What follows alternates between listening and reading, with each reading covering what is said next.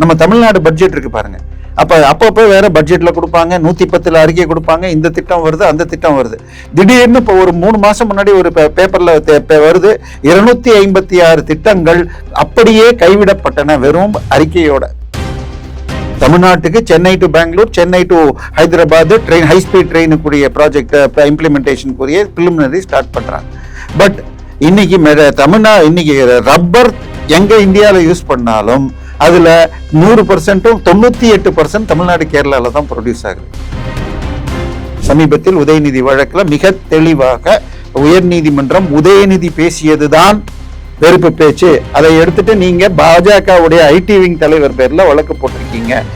அதோட நிறுத்தல, அப்படி பேசினவர் தானே திருமாவளவன். அதான் சொல்றேன், அவர் தமிழன் என்ற மண்ணிலிருந்து விலகி அந்நிய மத கொத்தடிமையாக மாறிவிட்டார். இன்னும் சொல்ல போனால் மலேசியால இவர் ஏதோ அசிங்கமாக பேச போக ஒழுங்கா திரும்பி போயா இல்ல அரெஸ்ட் பண்ணுவேன்னு சொல்லி மலேசியா மினிஸ்டர் அடிச்சுட்டாங்க. இங்க பிரச்சனை என்னன்னா, சோமஸ்கந்தர் சிலையை மாற்றுவதாக சொல்லி மக்கள் கிட்ட இருந்து 100 கிலோ தங்கம் வாங்கினார்கள். எவ்வளோ? 100 கிலோ. ஆனால் 1 கிராம் தங்கம் கூட அந்த சிலையில் இல்லை. ரொம்ப சிறந்த ஆள் நடிகர் சூர்யா தான். ஏன்னா இங்க இருந்து படிக்கிற மாணவர்களுக்கு உதவி செய்யறேன்னு சொல்லிட்டு ஒரு அறக்கட்டளை வச்சு பண்ணிட்டு இருக்கார் வாழ்க. ஆனால் தன்னுடைய பள்ளி குழந்தைகள் படிக்கிறதுக்கு ஏற்ற பள்ளிக்கூடம் தமிழ்நாட்டுல இல்ல, ஐபி ஸ்கூல்னு சொல்லிட்டு நான் அதுக்காக பாம்பே போறேன்னு சொல்லியிருக்காரு. அவருடைய பேட்டி வேணா வீடியோ நான் உங்களுக்கு தரேன்.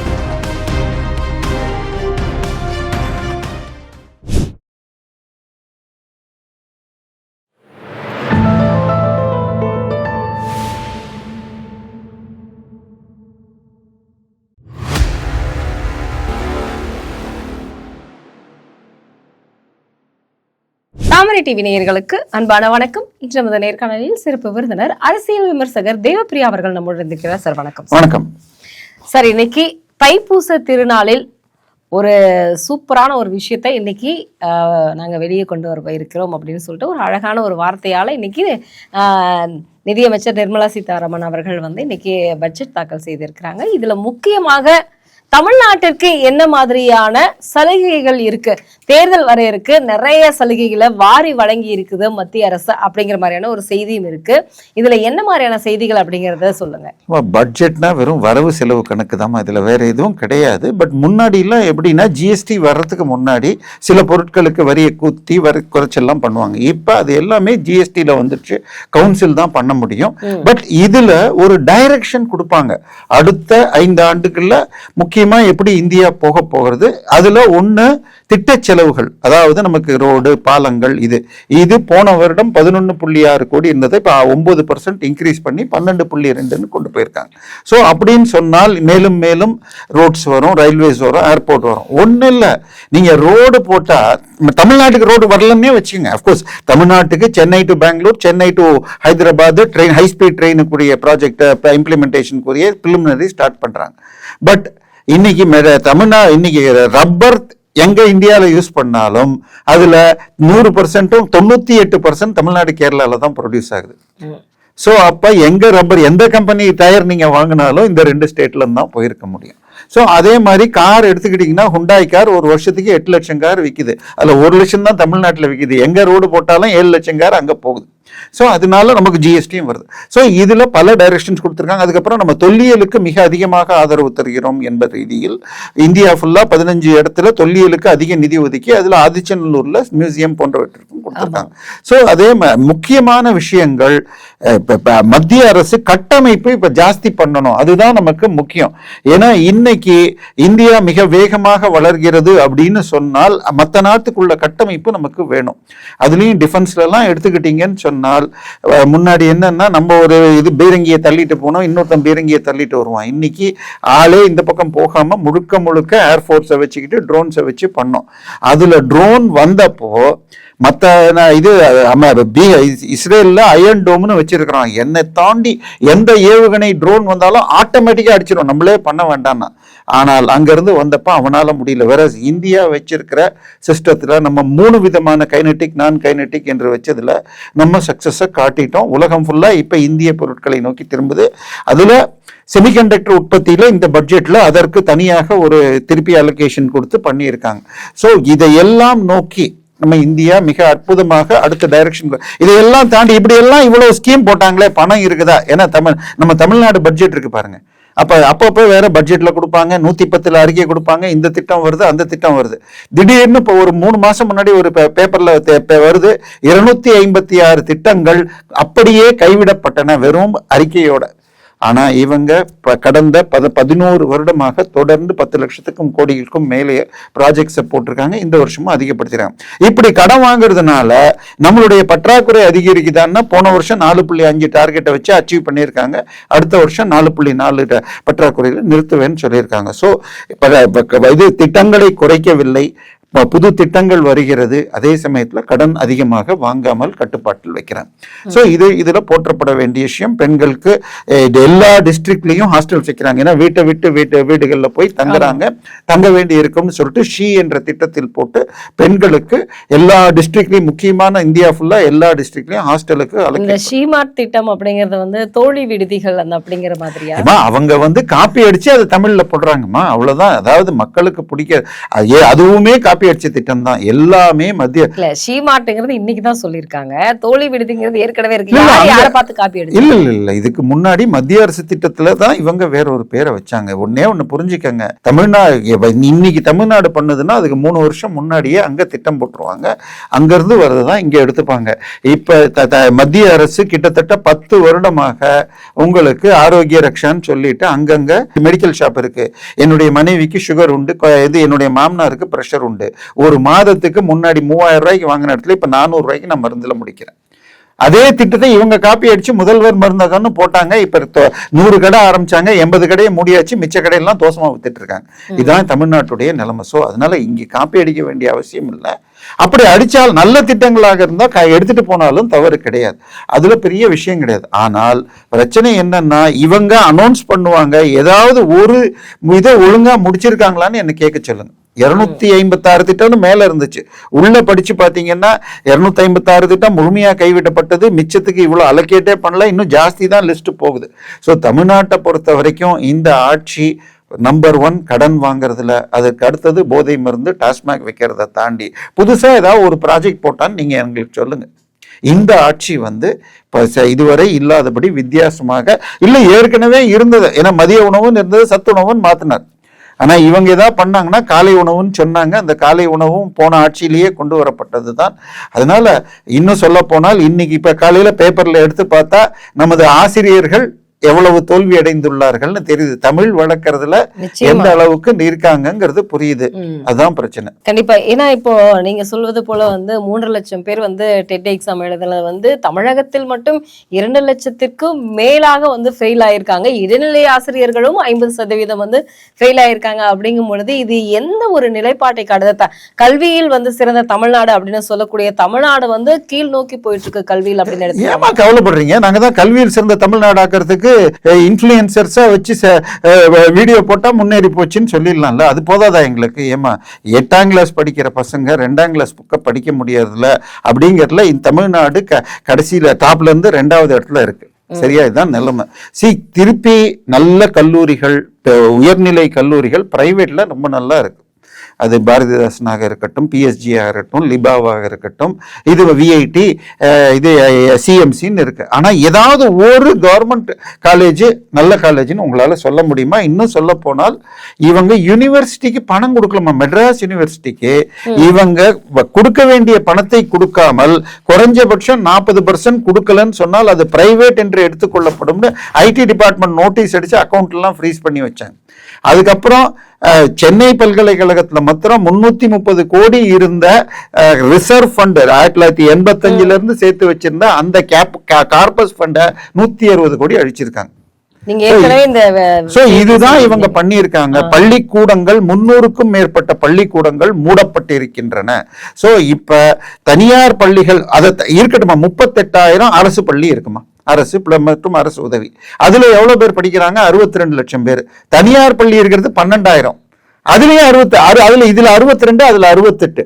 அப்ப இங்க ஒரு ஸ்கூல்ல ஒரு ஸ்டூடெண்ட் படிக்கிற அதே இடத்துல 3 ஸ்டூடெண்ட். இன்னைக்கு இப்ப நீங்க வண்டி எடுத்துட்டு போங்க, அரசு பள்ளின்னு சொன்னா குறைஞ்சபட்சம் ஒரு பிளே கிரவுண்டும் இதுவும் இடமோட இருக்கு.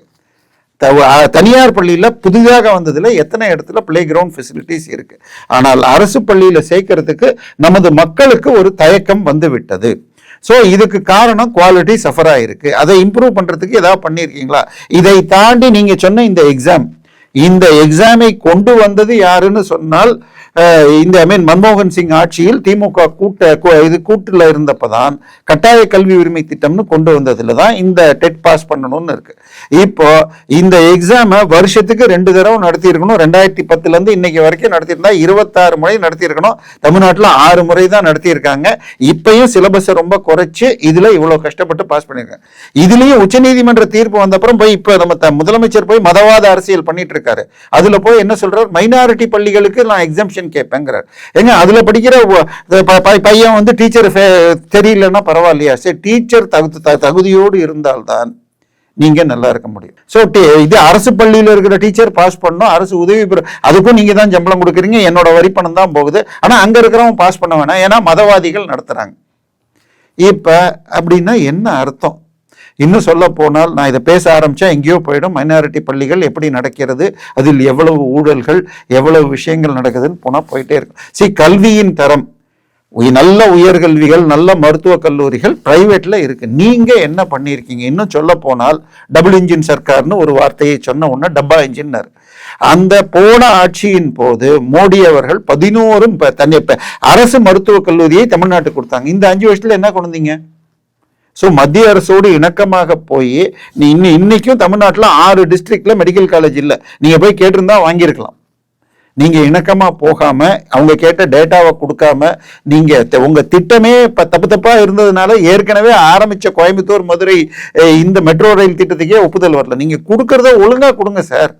தமிழ்ல கொடுக்குறீங்களா, இங்கிலீஷ்ல கொடுக்குறீங்களா, ஹிந்தியில கொடுக்கறதா, டேட்டாவை கரெக்டா கொடுங்க. 2011 சென்சஸ் கொடுத்துட்டு 10 லட்சத்துக்கு கீழே பாப்புலேஷன்னா அவங்க எப்படி கொடுக்க முடியும்? சோ என்ன நடக்குதுன்னு நமக்கு புரியல. இப்ப வருகிற கல்வியாண்டுல இப்ப கேரளாவில் வந்து 10வது படிக்கும் மாணவர்களுக்கு வந்து பாடத்திட்டங்கள் வந்து குறைக்கப்படுவதாக, அது மட்டும் இல்லாம அது வந்து அதிகப்படியான மாணவர்களுடைய செயல்திறனை அதிகப்படுத்தணும் அப்படிங்கிறதுக்காக கேரள அரசு இப்படி ஒரு திட்டத்தை கொண்டு வந்திருக்கு. தமிழகத்தில் வந்து வருகிற கல்வியாண்டுல என்ன மாதிரியான திட்டங்கள் இருக்கும் அப்படின்னு நம்ம தெரிஞ்சுக்கலாமா? ஏன்னா இவங்க நீங்க சொன்ன மாதிரி நிறைய இன்ஃப்ளூயன்சர்ஸ் வந்து வந்துகிட்டே இருக்காங்க. இப்ப 2 நாட்களுக்கு முன்னாடி கல்வியின் தூதுவர் வருகிறார் அப்படின்னு வந்து உதயநிதிக்கு நிறைய போஸ்டர் ஓட்டி இருந்தாங்க. ஆமா, பிரச்சனை நான் சொல்றது, நல்ல காலேஜ் இன்னைக்கும் தமிழ்நாட்டு இந்தியாவில் டாப் மெடிக்கல்னா நான் சொல்றது 90களில் நான் வந்து அப்ப மார்க்கெட்டிங்ல இருந்தேன். மாதத்திற்கு 2-3 முறை கல்கத்தா பக்கம் போவேன், இல்லாட்டி நாக்பூர் போவேன், டெல்லி போவேன். எப்போ வந்தாலும் என் கூட ட்ரெயினில் யார் வராங்கன்னு பார்த்தா சிஎம்சியில் நான் ட்ரீட்மெண்ட் எடுத்துக்க போகிறேன், சங்கர் நேத்ராலயில் எடுக்க போகிறேன், அப்பல்லோவில் எடுப்பேன். நான் சொல்கிறது 30 வருஷத்துக்கு முன்னாடியே அஸ்ஸாமில் இருந்தும் டெல்லியில இருந்தும் இங்கே வந்து ட்ரீட்மெண்ட் எடுப்பாங்க. இன்னைக்கு அதோட காமாட்சி, காவேரி போல பல மருத்துவமனைகள், மலர் ஹாஸ்பிட்டல் இதெல்லாம் இன்னும் ஏறி இருக்கே தவிர அரசாங்க மருத்துவமனைக்கு யாராவது செந்தில் பாலாஜி கூட போக மாட்டேங்கிறார். சரியா? இதான் நிலைமை. சோ இன்னைக்கு நீங்க என்ன நீங்க சொன்னது, கல்வி என்பது மாநில பட்டியலை தாண்டி அது பொது பட்டியலில் இருக்கு. புதிய கல்வி திட்டம்னு மத்திய அரசு கொண்டு வந்தது. அடுத்த தலைமுறைக்கு என்ன தேவை? இன்னைக்கு எனக்கும் உங்களுக்கும் தெரிஞ்ச மொபைலை எப்படி யூஸ் பண்ணுங்கிறது தெரிஞ்சதை விட ஒரு 5 வயசு பையன்கிட்ட கொடுத்தா 1000 ஆப்பை வச்சு கேம் விளையாடுறோம். ஸோ அதுக்கு என்ன தேவைன்னு சொல்லிட்டு முன்னாள் இஸ்ரோ தலைவர் கஸ்தூரி ரங்கன் தலைமையில் போட்ட டீம் தான் இந்த இது. அதுல இருந்து 90% காப்பி அடிச்சுட்டு இவங்க வேற சொல்லிட்டு இருக்காங்க. இதை தாண்டி கல்வியில இன்னைக்கு நீங்க மத்திய அரசு கேந்திரிய வித்யாலயில போனீங்கன்னா சீட்டு வேணும்னு எல்லாரும் போய் சேர்றாங்க. இன்னைக்கும் சொன்னீங்கன்னா நீங்க பாஜக எம்எல்ஏவோ எம்பியோ உங்களுக்கு தெரிஞ்சதுன்னா வருகின்ற அந்த தொகுதி மக்கள்கிட்ட இருந்து வருகின்ற ரிக்வெஸ்ட்ல என் பையனை கேந்திரிய வித்யாலயில சீட்டு வாங்கி கொடுங்க. ஆனால் அதை எம்பி எம்எல்ஏக்கள் வித்துக்கிட்டு இருந்தாங்க ஒரு டயத்துல. இதை தாண்டி ராஜீவ் காந்தி உயிரோடு இருந்த பொழுது அவர் வந்து டூன் ஸ்கூல் அப்படின்னு ஒரு மிக சிறந்த ஸ்கூல்ல படிச்சார். அது மாதிரி ஒரு டிஸ்ட்ரிக்ட்லயும் இந்தியாவில் இருக்கணும். கடைநிலை ஏழைகள், அதுவும் ரூரல் ஏரியாவில் இருக்கிறதுல 75% படிக்கணும்னு நவோதயா திட்டம் கொண்டு வந்தாங்க. இன்னைக்கு வரைக்கும் இம்ப்ளிமெண்ட் பண்ணல. ஸோ நீங்கள் மாணவர்களுக்கு நல்லது செய்யணுங்கிறது இல்லை. ஸோ கல்வியை பொறுத்த வரைக்கும் இப்போ 10வது படிச்சுட்டு வர்றவனுக்கு நீங்க ஒரு சின்ன ஒன்றும் பேங்க்ல போய் 10வது முடிச்ச உடனே தான் நீங்க டிடிலாம் எடுக்கணும். காலேஜுக்கு பாலிடெக்னிக் சேரணும்னா பேங்க்ல சார் இந்த ஃபார்மை ஃபில்அப் பண்ணி கொடுக்கன்னு கேட்குற மாணவர்கள் தான் அதிகமாக இருக்காங்க. ஸோ அதுதான் இன்றைய கல்வி தரமாக இருக்கிறது. அதற்கு என்ன வேணும்னு பண்ணணுமோ அது அனைத்திந்திய அளவில் ஒரே சிலபஸ்ல கொண்டு வந்துடணும். இன்னைக்கு ஒரே 10வது கிளாஸ் படிச்சுட்டு வர்ற மாணவன்ல இல்லை +2 படிச்சுட்டு வர்ற மாணவன்ட்ட ஸ்டேட் போர்டில் இருக்கிறவன் நிலை எப்படி இருக்கு, சிபிஎஸ்இ எப்படி இருக்குது, அதுக்கப்புறம் ஐசிஎஸ் எப்படி இருக்குது, தமிழ்நாட்டுடைய கல்வி நிலை நான் எப்படி இருக்குன்னு தெரிஞ்சுக்கணும்னு சொன்னால் ரொம்ப சிறந்த ஆள் நடிகர் சூர்யா தான். ஏன்னா இங்கிருந்து படிக்கிற மாணவர்களுக்கு உதவி செய்யறேன்னு சொல்லிட்டு ஒரு அறக்கட்டளை வச்சு பண்ணிட்டு இருக்கார் வாழ்க. ஆனால் தன்னுடைய பள்ளி குழந்தைகள் படிக்கிறதுக்கு ஏற்ற பள்ளிக்கூடம் தமிழ்நாட்டில் இல்ல ஐபி ஸ்கூல்னு சொல்லிட்டு நான் அதுக்காக பாம்பே போறேன்னு சொல்லியிருக்கார். அவருடைய பேட்டி வேணா வீடியோ நான் உங்களுக்கு தரேன். தனியார் பள்ளிக்கூடம் கூட அவருடைய மகன்களுக்கு வேணும் கல்வி இல்லைன்னு பாம்பே போறேன்னு சொன்னார். ஸோ இதுதான் நிலைமை. நான் சொல்றது அடுத்த தலைமுறையை கொண்டு போக வேண்டியது இதுதான். இன்னைக்கு இருக்கிற பல தலைமுறைகளும் எங்க இருக்குன்னா டாஸ்மாக்ல இருக்கு, கஞ்சா அடிச்சுட்டு கொலை பண்ணிக்கிட்டு இருக்காங்கிறதான் பிரச்சனை. அதை தாண்டி போலீஸ் எப்படி இருக்குன்னு நம்ம சொல்ல வேண்டியதே இல்லை. அண்ணா பல்கலைக்கழகத்தை தாண்டி பக்கத்தில் இருக்கிற ஜிபிடியில் நடந்துச்சு, இந்த பக்கம் நந்தனம் ஆர்ட்ஸ் காலேஜில் கொலைகள் நடந்துட்டு இருக்குன்னா தமிழ்நாட்டுடைய நிலைமை எந்த அளவுக்கு மோசமாக இருக்கிறது. நிச்சயமா சார். இப்போ இந்த பட்ஜெட்ல கூட பாத்தீங்க அப்படின்னா நீங்க சொல்வது போல இந்த கண்டென்ட் கிரியேட்டர்களுக்கு கூட வந்து ஒரு லேப் அமைக்க போறதாக வந்து சொல்லியிருந்தாங்க. இது என்ன மாதிரியான இல்ல இதெல்லாம் ஃபியூச்சரிஸ்டிக்கா சில பிளான்ஸ் பண்ணுவாங்கம்மா. இதுல ரொம்பவும் பிரைவேட்டுக்கு எதிர்பார்க்க முடியாது. பட் இன்னைக்கு பொய்கள் மிக அதிகமாக பரப்பப்படுகிறது. ஒரு பொய்யை சொன்னா தங்கம் விலை ஏறுறதுக்கு காரணம் என்னன்னு அரசியலே பேசக்கூடாத சபாநாயகர் உளறி பேசியிருக்கார். சரியா? ஸோ அவர் சொன்ன நேரமும் இன்னும் 2 நாளுமா தங்கம் வெள்ளி குறைஞ்சிருக்காது, வேற விஷயம். பட் இதெல்லாம் வந்து இன்டர்நேஷனல் பிரைசிங். இன்னைக்கு தக்காளி விலை இன்னைக்கு 25 ரூபா, போன வாரம் 70 ரூபா இருந்துச்சு. அப்ப அதுக்கு காரணம் என்ன? விளைச்சல் கம்மியா இருக்கு, எத்தனை லாரி வருதுங்கிற மாதிரி இன்டர்நேஷனல் டிமாண்ட் பேஸ்ல இது நடக்கிறது. இதை கூட வச்சு அரசியல் பண்ணிட்டு இருக்காங்க. ஸோ கண்டென்ட் கிரியேட்டர்ஸை கொடுத்து கரெக்டாக இது கொடுக்கணும். ஏன்னா நம்ம ஆபரேஷன் சிந்தூர் அப்ப பரப்பப்பட்ட பொய்கள், அதாவது நம்ம ஒரு பிளேனை கூட இழக்கலாம், அவங்களுடைய 20% ஏர் சக்தியை அழிச்சோம். ஆனால் இன்று வரை அவங்க பொய் சொல்லிட்டு இருக்காங்க. கேட்டா இந்தியன் யூடியூப் சேனல்ஸ்ல இருக்கிறதா நான் சொல்றேங்கிறாங்க. நம்ம ஹிந்து பத்திரிகையில முதல் பக்கத்துல ஒரு தப்பான செய்தியை போட்டாங்க. ஸோ இதனால இது நிச்சயமாக தேவை. பட் உடனடியாக எந்த அளவுக்கு நேரடியாக மத்திய அரசு பண்ண முடியும்னு தெரியல. பட் சரியான ட்ரைனிங் அமைப்புகள் பெரிய டிஸ்ட்ரிக்ட்லயாவது பண்ணனா இது பரவக்கூடும். இது வந்து சமூக வலைதளங்கள்ல வந்து உபயோகப்படுத்துறவங்களுக்கு இது வந்து ஒரு நற்செய்தி தெரியல. இதை பத்தி டீடைல்ஸ் வரணுமா? இன்னைக்கு வெறும் அறிவிப்பு தான் வந்திருக்கு. இதுக்கு ஒரு ட்ரைனிங் சென்டர்ஸ் இப்ப யூடர்ன் போட்டுக்கிட்டு வச்சிருக்காங்க. நம்ம கரெக்டா பேசினதை எடுத்துட்டு ஃபேக், நம்ம சேனல்ல பேசினதை ஃபேக்னு போட்டுட்டு கீழே கொடுக்குறாங்க லிங்க். நான் சொன்னது முழுக்க கரெக்ட்னு வருது. நம்ம சேனல்ல பேசின ஒரு பர்டிகுலர் கண்டென்ட். சோ இந்த மாதிரி பொய்களை உடைப்பதற்கு நம்ம நேரடியாக நேர்மையான சிந்தனையாளர்களுக்கு ட்ரைனிங் கொடுத்தா இது வரவேற்கத்தக்கது. இது என்னன்னு பார்க்கணும். எல்லாருக்குமே வந்து தெரிஞ்ச ஒரு விஷயம், இன்னைக்கு இந்த ஐயப்பன், அதாவது சபரிமலையில இந்த தங்கம் அப்படிங்கிறது வந்து திருட்டு போயிடுச்சு அப்படின்னு இந்த செய்தி வந்து 10 நாட்களாக போயிட்டு இருக்கு. முதல்ல வந்து சோனியா காந்திக்கு இந்த தங்க திருட்டுல வந்து சம்மந்தம் இருக்கு அப்படின்னு சொல்லி சொன்னாங்க. அடுத்தது வந்து பாத்தீங்கன்னா அடுத்து யார்கிட்ட அப்படின்னு இன்னைக்கு வந்து நடிகர் ஜெயராம் அவர்கள் வீட்டில வந்து 2 நாட்களாக சோதனை நடத்தி வருகிறது. இதுல முக்கியமா முழுமையான செய்தி என்னன்னு தெரிஞ்சுக்கலாமா? இல்ல, அதாவது அங்க இருக்கிற சபரிமலையில இருக்கிற துவாரபாலகர்களுக்கு செய்திருந்த கவசத்தை ரிப்பேர் செய்யறதுக்குன்னு எடுத்துட்டு வரதான். அத சென்னையில செய்தாங்கன்னு சபரிமலையில இருந்து மெட்ராஸ் வரதுக்கு 26 நாள் ஆச்சா. நடுவுல ஒவ்வொரு இடத்துல என்னென்ன கொஞ்சம் தேஞ்சு போச்சுன்னு தெரியல. கேரளால இருந்து மெட்ராஸ் கொண்டு வரதுக்கு இதுல கிட்டத்தட்ட 4.5 கிலோ தங்கம் குறைஞ்சு போச்சுங்கிறாங்க. அந்த முக்கிய குற்றவாளிகள் சோனியா காந்தியை நேரில் போய் சந்தித்திருக்கிறார்கள்ங்கிறாங்க. ஏற்கனவே அந்த நேரத்தில் தேவசம் போர்டு தலைவராக இருந்த முன்ன சிபிஎம் எம்எல்ஏ உட்பட பலர் மீது விசாரணைகள் நடந்திருக்கு. சோ பிரச்சனை என்னன்னா இது 4.5 கிலோமா, சரியா? மொத்த தங்கத்தினுடைய அந்த கவசத்தினுடைய இல்ல 27 கிலோ தங்கமோ என்னமோ அதுல நம்ம விஜய் மல்லையா அவர் கொடுத்ததுங்கிறாங்க. 80-90களில் அவர் கொடுத்திருக்காரு எம்எல்ஏவாக இருந்தப்ப. பட் அதை ரிப்பேர் பண்றேன்னு எடுத்துட்டு போன பொழுது தேவசம் போர்டு, கான்ட்ராக்டர், சிபிஎம் எல்லாம் சேர்ந்து இதை பண்ணியிருக்காங்க. அதில் மேலும் பலர் இதாக இருக்கலாம். அதில் யார் யாருக்கு இது இருக்குங்கிறது இப்போ எஸ்ஐடி நடந்திருக்கு. எஸ்ஐடியுடைய செயல்பாடு நமக்கு திருப்தி இல்லைன்னு ஹைகோர்ட் சொல்லிட்டு இருக்கு. அதை இம்ப்ரூவ் பண்ணிட்டு இருக்காங்க. ஏன் அவரை விசாரிக்கல, ஏன் இவரை விசாரிக்கலன்னு சொல்லி கேட்கப்பட தேவசம் போர்டு, தாந்திரி இப்படி எல்லாரையுமே விசாரிச்சுட்டு இருக்காங்க.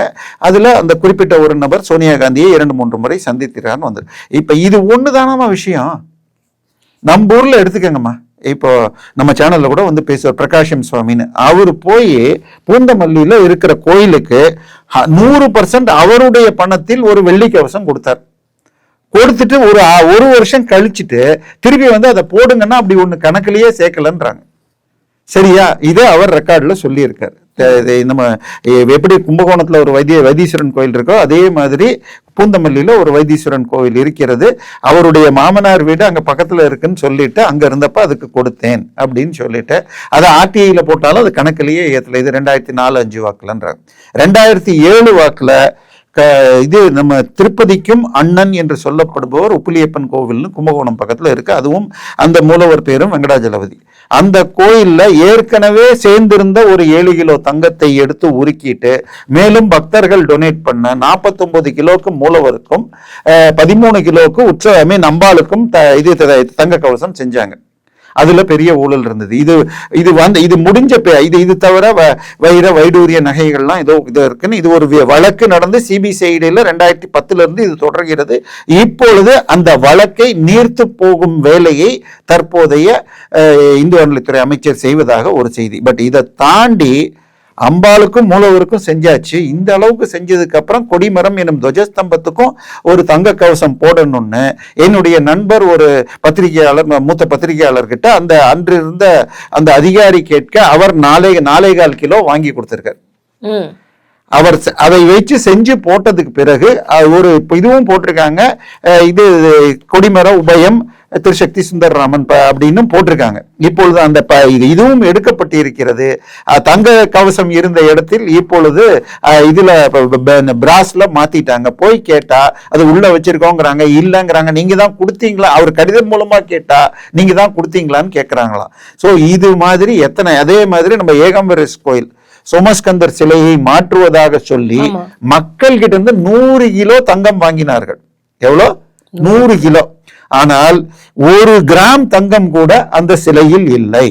இப்ப 3.8 கிலோன்னு என்னமோ பேப்பர்ல ஒரு ஆனால் கொஞ்சம் பழைய பேப்பரை நீங்க அதே ஏகாம்பரேஸ் கோயில் போடுங்க 100 கிலோ. நாங்க 100 கிலோல இருந்து 3.8ன்னா 96 கிலோ எங்க போச்சுன்னு எனக்கு தெரியல.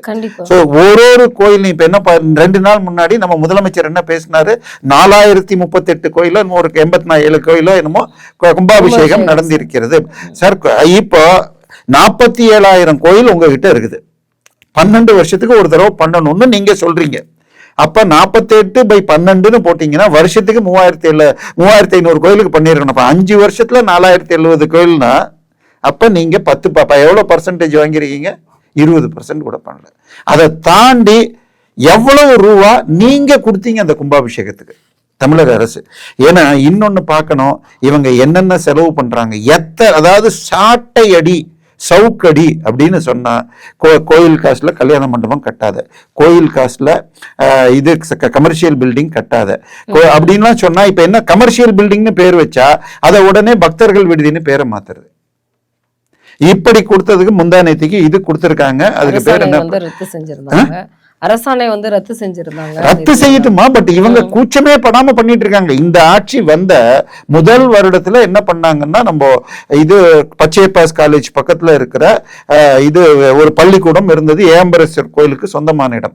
அதுக்கு அந்த பழைய வாடகைதாரர் 13.5 கோடி வாடகை பாக்கி. அதை அவரை எவிக்ட் பண்ணிட்டு நீங்களே நடத்திட்டு பக்கத்துல இருந்த 5 ஏக்கர்ல மால் கட்ட போறோம்னு அறிவிச்சிங்க. அதுக்கு எல்லாம் ஸ்டே வாங்கியாச்சு.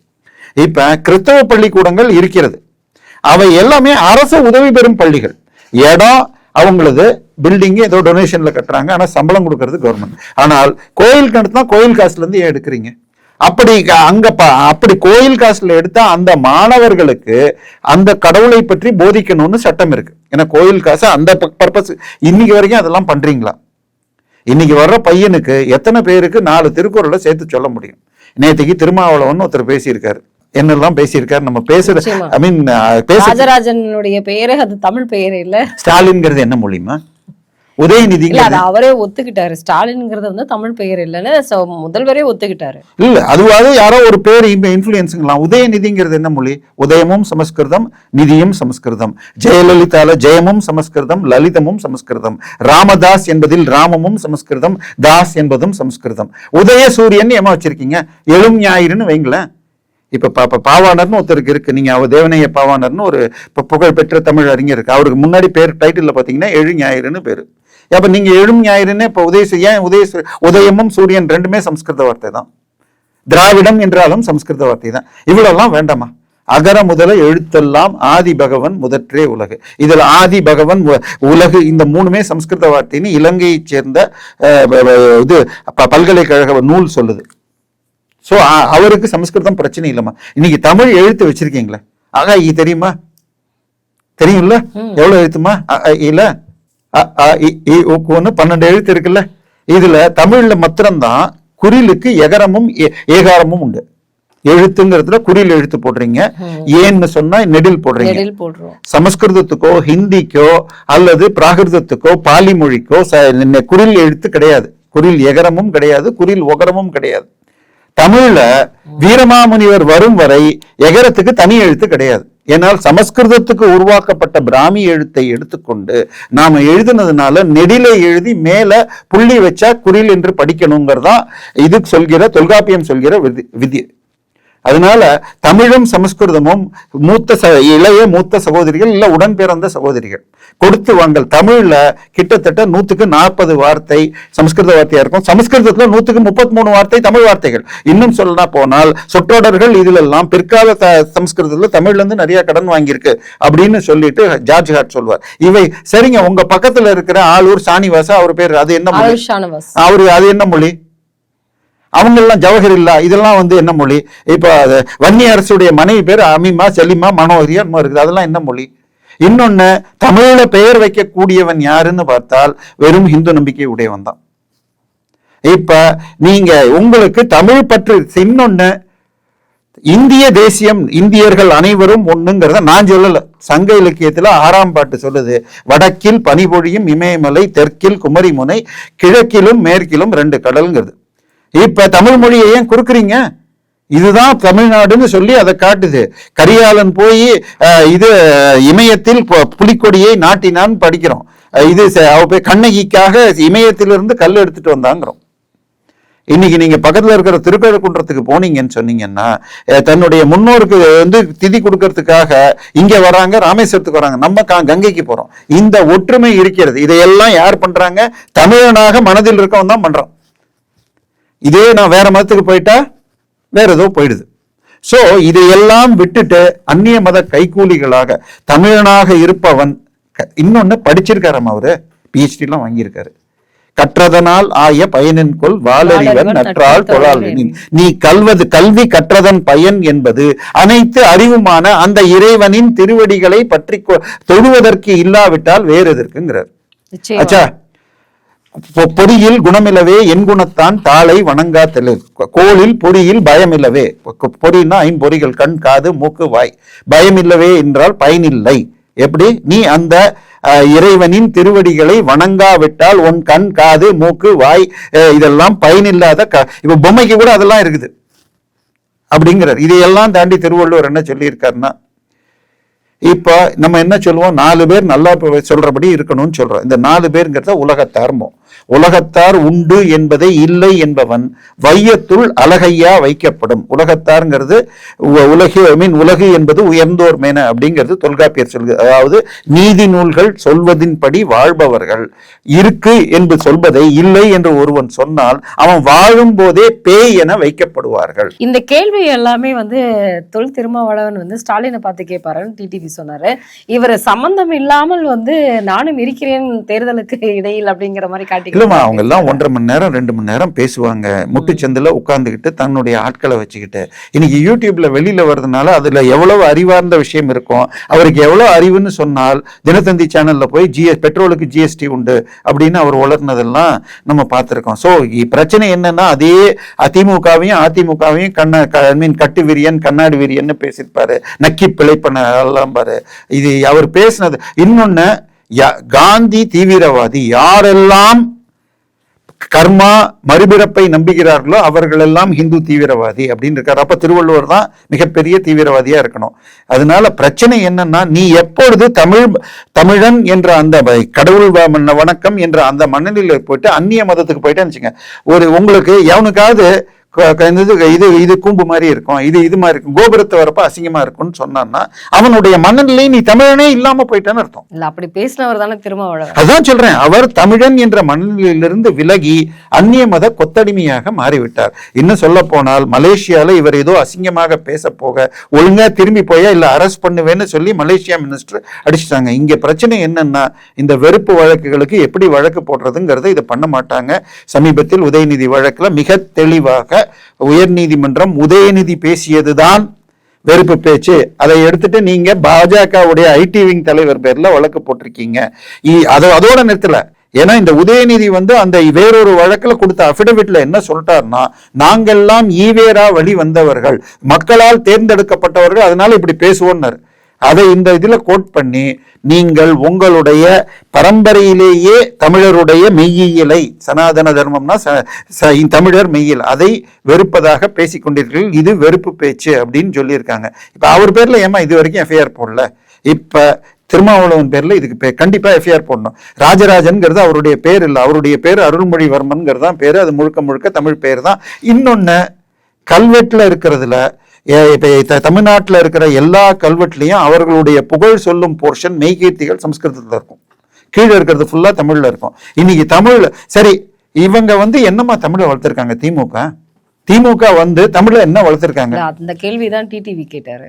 10ஆம் கிளாஸ்ல 45,000 பேர் ஃபெயிலு, +1ல 60,000 பேர் ஃபெயிலு, 5 லட்சம் பேர் டிஎன்பிஎஸ்சி தமிழ் தேர்வுல ஃபெயிலு. ஸோ இதுதான் நடக்குது. ஸோ இது தேர்தல் வருகின்ற நேரத்தில் நீங்க சொன்ன மாதிரி நானும் இருக்கிறேன், எனக்கு சீட்டு கொடுங்க என்பதை பேசுவதற்காக செய்து கொண்டிருக்கிறார் என்பவர் முழுக்க முழுக்க தமிழர் விரோத அந்நிய மத கொத்தடிமை என்பதை பலமுறை நிரூபிச்சிருக்கார். அவருடைய கட்சி சார்பாக பட்டியல் ஜாதிக்கு ஒதுக்கப்பட்ட 4 சீட்டுக்கும் அவர் நிறுத்தியவர்கள் யாரும் தமிழ் ஹிந்து கிடையாது, அந்நிய மத கிரிப்டோக்கள். அவர்கள் வீட்டுக்கு போய் நான் அந்த 4 பேருடைய அஃபிடவிட்டையும் நான் டவுன்லோட் பண்ணி வச்சிருக்கேன். திரு வன்னியரசுடைய மனைவி கிறிஸ்துவர், அப்பாவுக்கு எப்படி பண்ணார் கிரிமேஷன் தெரியும், அதே போல அரக்கோணத்தில் நின்று தோத்தவரும் கிறிஸ்துவர், மிச்சம் 2 பேரையும் வீட்டுக்கு போய் பார்த்திருக்கேன்னு சொல்லிட்டு தடா பெரியசாமி இது பண்ணியிருக்கார். எனவே நீங்கள் பட்டியல் ஜாதியை சேர்ந்தவர் என்று சொல்லிக்கொண்டு பட்டியல் ஜாதிக்கும் துரோகம் பண்றீங்க, தமிழர்களுக்கும் துரோகம் பண்றீங்க, வெறுப்பை வளர்க்கிறீர்கள். இவர் இன்னொன்னு என்ன சொல்லியிருக்கார், விசிகால இருக்கணும்னு சொன்னா குறைஞ்சபட்சம் 10 கேஸ் வாங்கணும். ஸோ கிரிமினல்களை உருவாக்கும் கட்சியாக நீங்களும் வெறுப்பை பேசுகிறீர்கள். மக்கள் இதெல்லாம் பார்த்துட்டு தான் இருக்காங்க.